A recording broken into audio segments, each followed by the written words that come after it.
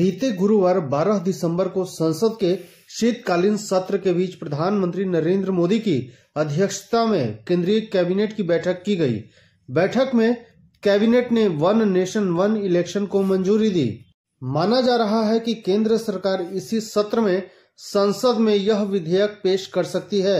One nation one election के मुद्दे पर अब विपक्ष सरकार पर पूरी तरह से हमलावर हो गई है। हालांकि जन सुराज पार्टी के मुखिया प्रशांत किशोर ने अपना समर्थन दिया है।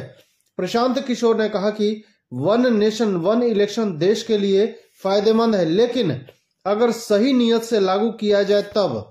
प्रशांत किशोर ने कहा कि अगर एक देश एक चुनाव को सही नियत से लागू किया जाए तो फिर देश के लिए काफी लाभकारी साबित होगा।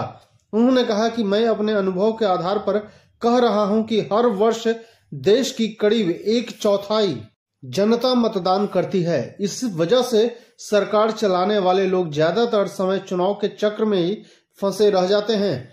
इसलिए अगर एक या दो बार ही सरकार चुनावी मोड में आ जाए तो सरकार और जनता दोनों को समय और पैसे की बचत होगी।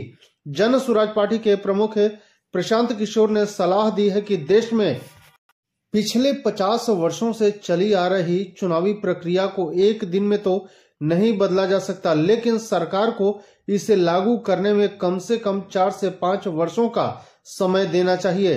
प्रशांत किशोर ने कहा कि इस विधेयक की सफलता इस बात पर पूरी तरह से निर्भर करेगी कि सरकार इसे किस नियत से लागू करती है। अगर यह कानून सही नियत से लाया जाता है तो फिर मैं स्वागत करूंगा, लेकिन अगर इसका उपयोग किसी विशेष वर्ग या समाज को हानि पहुंचाने के लिए किया जाता है तो फिर यह उचित नहीं होगा। धन्यवाद।